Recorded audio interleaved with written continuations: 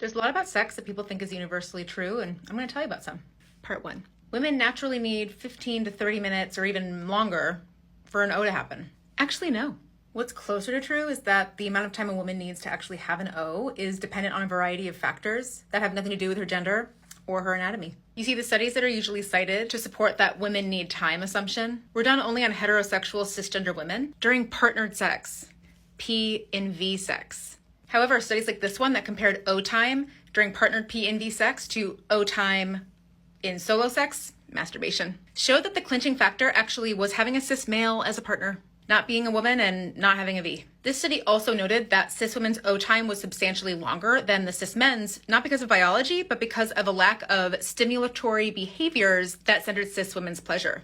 In other words, P in V sex feels way better for cis women when the sex doesn't revolve around their partner and their P. Also, remember that pleasure disparities, things like the orgasm gap, are unique to heterosexual relationships. Just even more evidence to show that the issue is really relational and cultural, not biological.